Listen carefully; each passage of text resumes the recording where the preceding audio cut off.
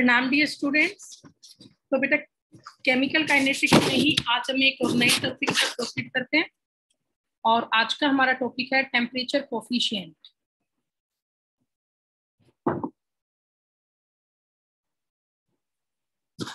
Temperature coefficient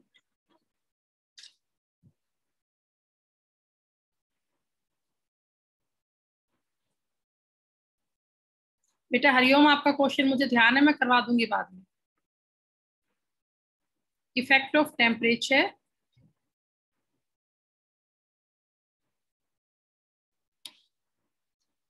on rate constant, ये हमारा आज का टॉपिक है। टेम्परेचर कोफिशिएंट और effect of temperature on the rate constant. आपको ध्यान है, मैंने स्टार्टिंग बताया था एक बार आपको कि अगर हम किसी भी रिएक्शन का टेम्परेचर 10 डिग्री से बढ़ाते हैं तो जो उसका रेट है वो पहले से ऑलमोस्ट डबल हो जाता है ध्यान। आज उसी टॉपिक को हम करेंगे और करके इसका दूसरा नाम भी लिख सकते हो, Maxwell distribution curve. Maxwell distribution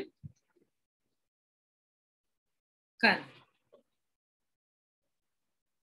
देखिए बेटा, एक जनरल सा रूल है टेम्परेचर कोफिशिएंट का। रूल क्या है कि अगर हम किसी भी रिएक्शन का टेम्परेचर 10 डिग्री से इंक्रीज करते हैं तो रेट उसका ऑलमोस्ट डबल हो जाता है। इसी को बोलते हैं टेम्परेचर कोफिशिएंट।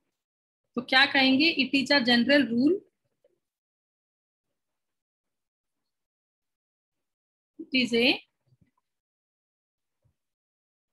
General rule. बेटा ये RULE है, यू थोड़ा सा बड़ा बन गया।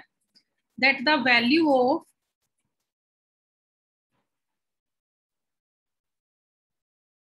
rate constant, that the value of rate constant almost becomes double.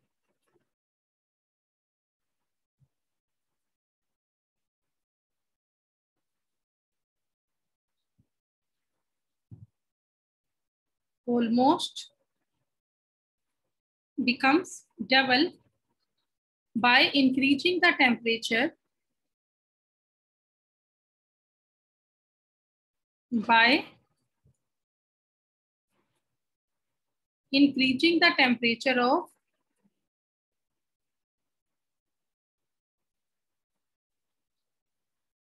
10 degree Celsius. ठीक है,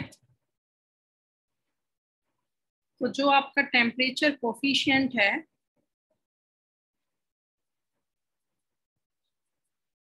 इसे मान लो मैंने n से लिख लिया, तो ये किसके इक्वल होता है,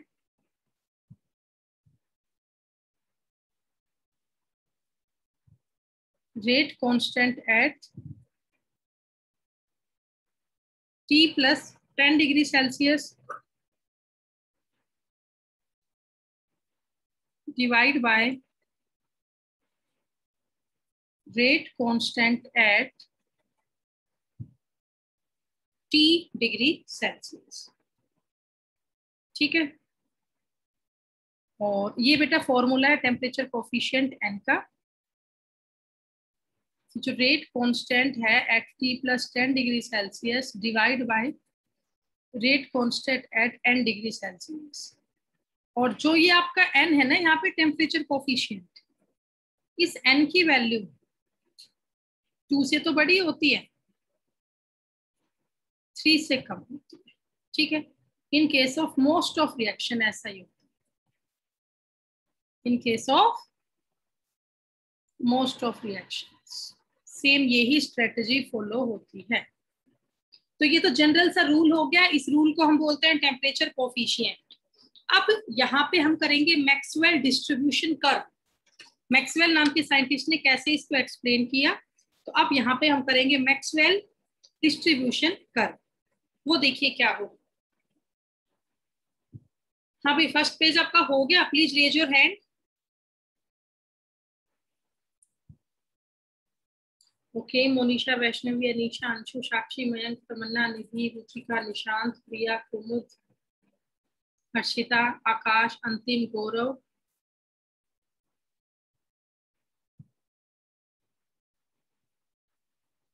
चलो देखो इसके आगे अब अंकित अंकित अरविंद पायल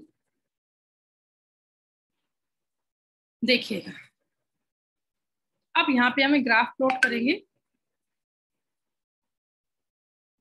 वाई एक्सिस पे हम लेंगे फ्रैक्शन ऑफ मॉलिक्यूल्स और एक्स एक्सिस पे हम लेंगे kinetic energy.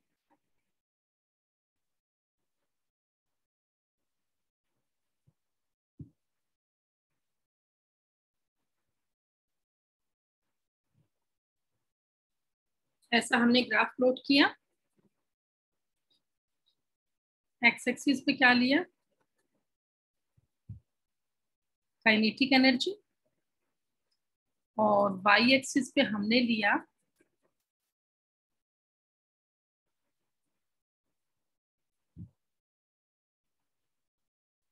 Fraction of molecules, fraction of molecules. हो गया। तो देखो बेटा ग्राफ कुछ ऐसा आया।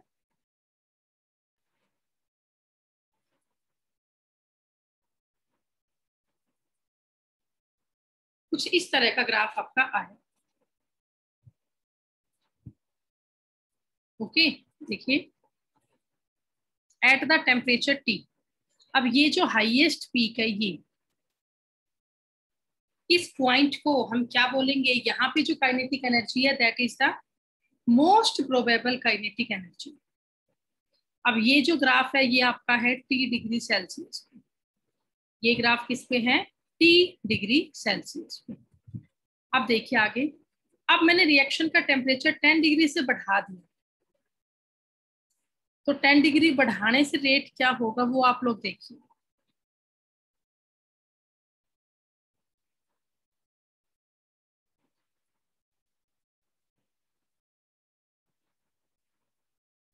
अब कुछ ऐसा ग्राफ आया बेटा, ठीक है, इस तरह का। इस बार ये आपका एक पॉइंट आया हाईएस्ट पीक का, और यहाँ पे टेम्परेचर है टी प्लस 10 डिग्री सेल्सियस। अब देखो बेटा जो आपका एरिया है अंडर द कर्व,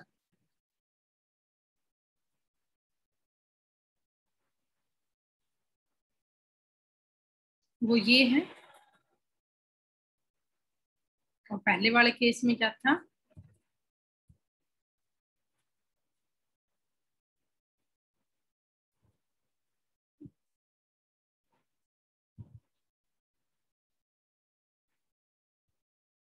कुछ ऐसा था बेटा। अब मैंने मान लिया ये पॉइंट है ए, ये पॉइंट हो गया बी, ऐसे ये पॉइंट हो गया सी, ये पॉइंट हो गया डी, ये हो गया मान लो ई, ये हो गया एफ। ठीक है, अब देखिए इसके आगे जो ये टॉपिक ऑफ द कर्व है ये बिल्कुल वो ये है, और टी प्लस 10 डिग्री पे ये है। तो मान लो इन दो पॉइंट को मैंने नाम दे दिया एक्स और वाई, तो ये एक्स और वाई यहाँ पे क्या है, most probable kinetic energy, most probable kinetic energy.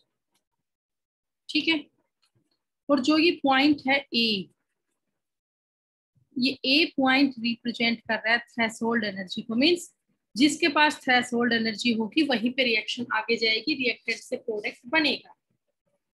What is the meaning of most probable kinetic energy?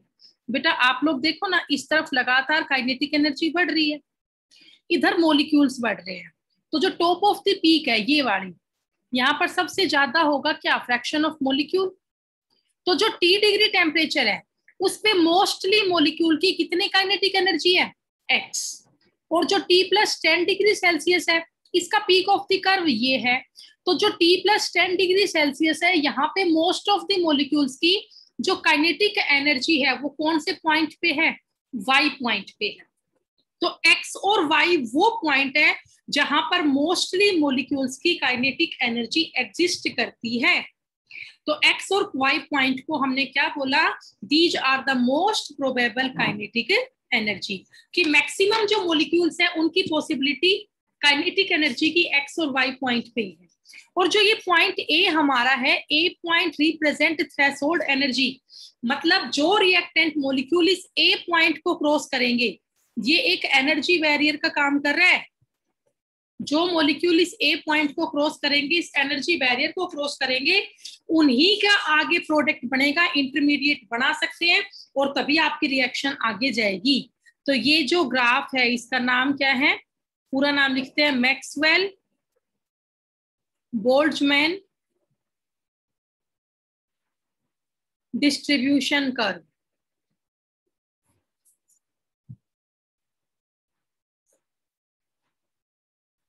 Maxwell Boltzmann distribution curve, ठीक है।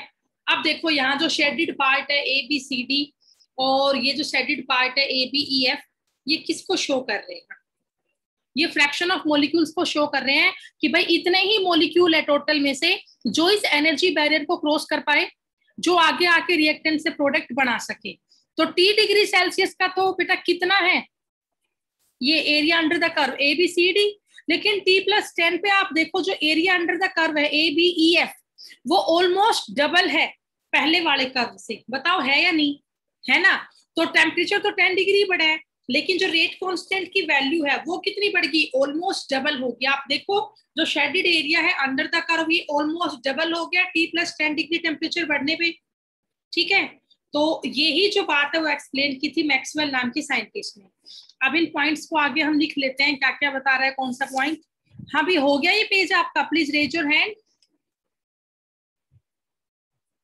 हरिओम, साक्षी, रुचिका, मयंक, अनीशा, अंतिम, दीपेश, आकाश, तमन्ना, निशांत, हर्षिता, कृतिका, ज्योति, विपिन, बाकी बच्चे हिमांशु, निशांत धनखड़, दीपक साखड़, योगेश, चल, चिराग। देखिए तो अब आप यहाँ पे लिख लें आगे,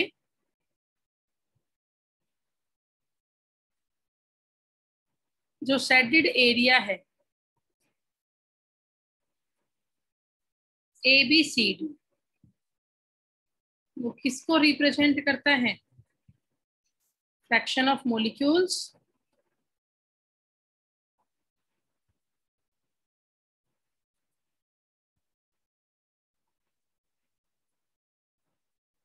having energy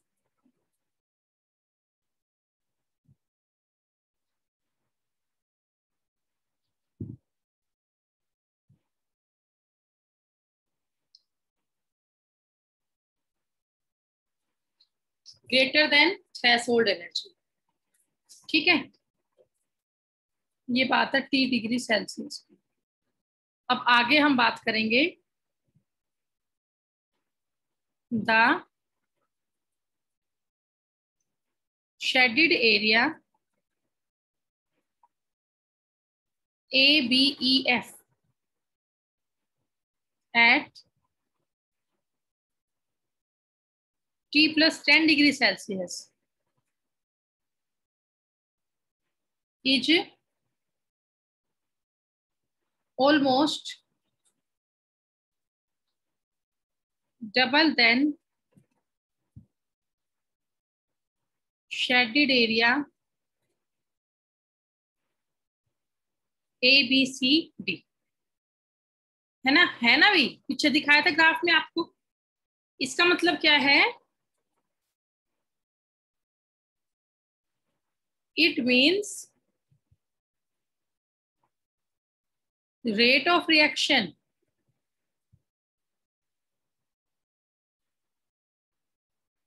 almost becomes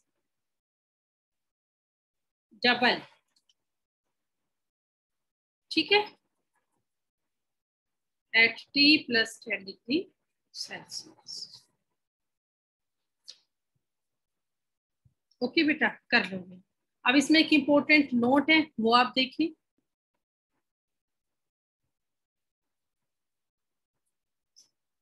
तुमने भी एक बात नोट की होगी, विद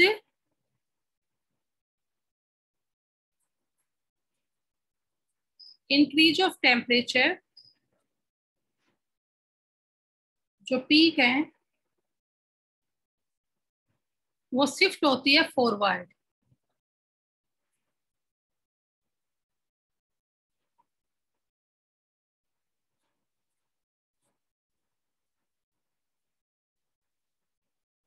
बट डाउनवर्ड। पीक बेटा आगे की तरफ तो आई लेकिन डाउनवर्ड आई, इसका मतलब क्या हुआ? इट मीन्स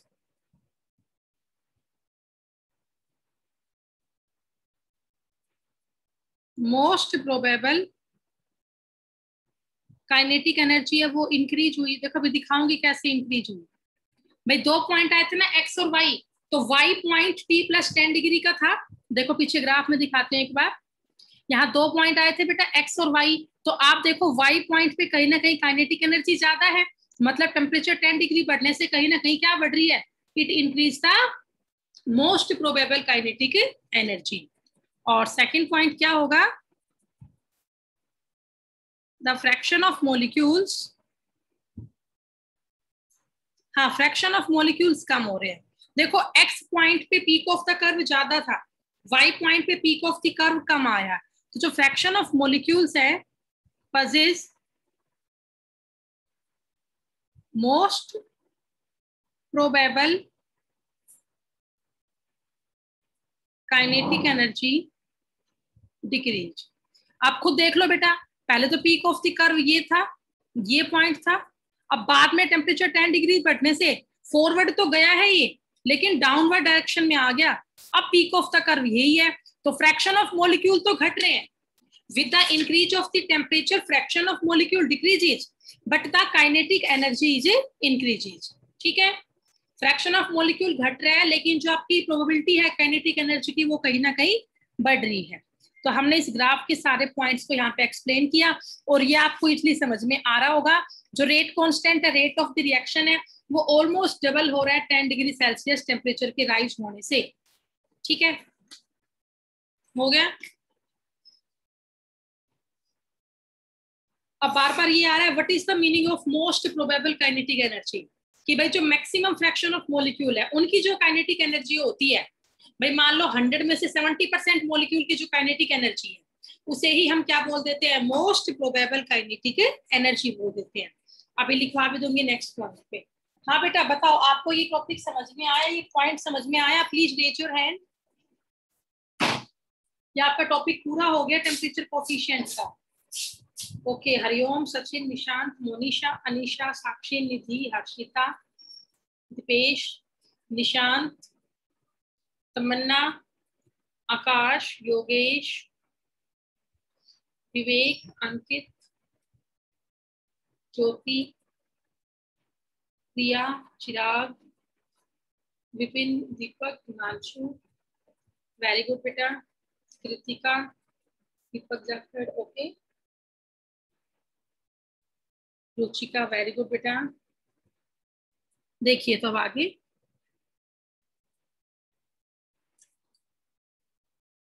लिख लो definition.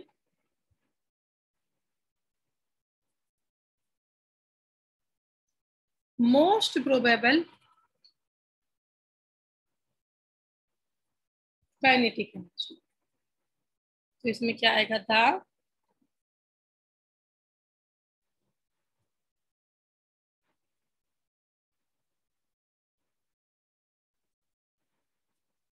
Kinetic energy possessed by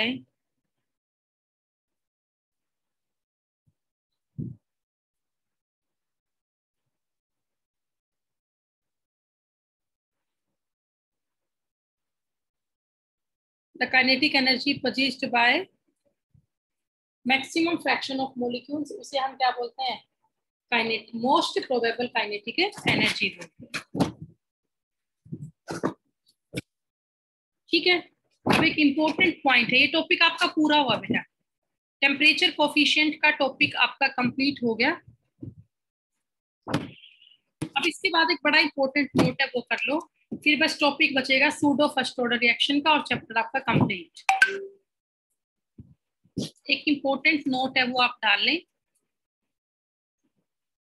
activation energy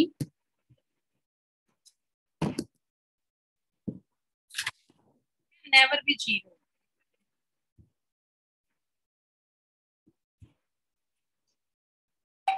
for a reaction. Activation energy can never be zero for a reaction because, एक बार ध्यान करो, अरेनस इक्वेशन क्या थी, K equal to A into e raise to power minus EA by RT, ये उसकी exponential form थी, यही था ना। अब अगर देखो इफ EA, अगर मैं एक्टिवेशन एनर्जी को जीरो कर दूंगी तो उसका मतलब तो ये पूरी टर्म ही जीरो हो जाएगी, देन EA बाई RT पूरी ये टर्म भी क्या होगी भाई, जीरो होगी। अब अगर EA बाई RT जीरो हो गया तो फिर तो ये बच गया K equal to A into e की पावर जीरो, कॉन्स्टेंट हो गया 1। इसका मतलब तो K सिर्फ किसके इक्वल आ गया, A के।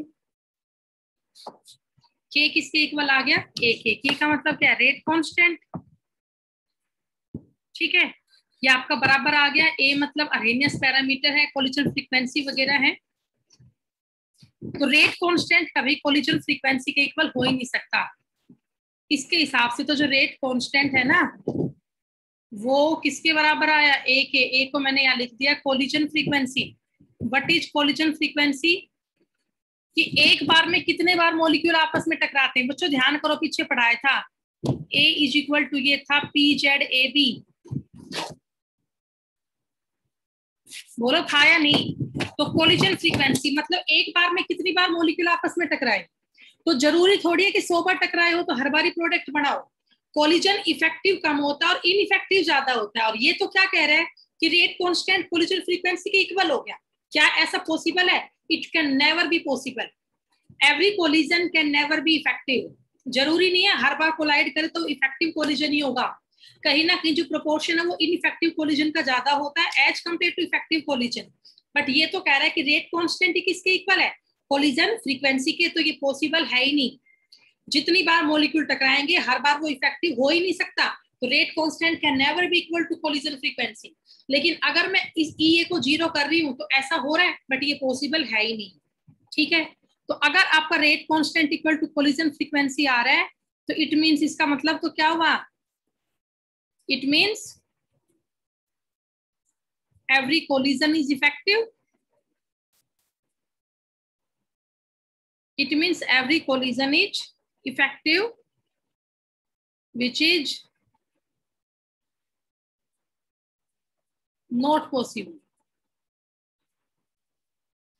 इसीलिए कभी भी जो एक्टिवेशन एनर्जी है वो जीरो नहीं हो सकती है, ठीक है। तो इसी के साथ बेटा आपका ये टॉपिक भी पूरा हुआ। अब इसके बाद हमें नया टॉपिक शुरू करना है, और नेक्स्ट टॉपिक हमारा होगा pseudo first order reaction. Pseudo first order reaction का छोटा सा टॉपिक है, एक लेक्चर में इजीली हो जाएगा। पहले आप यहां तक का कर लो बेटा।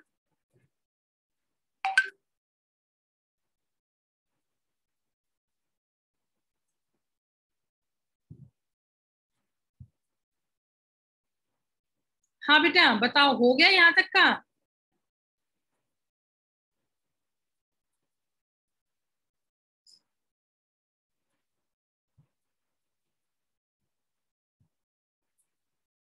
चलो मैंने आपको अनम्यूट कर दिया, बताओ यहाँ तक का हो गया? Yes ma'am. ओके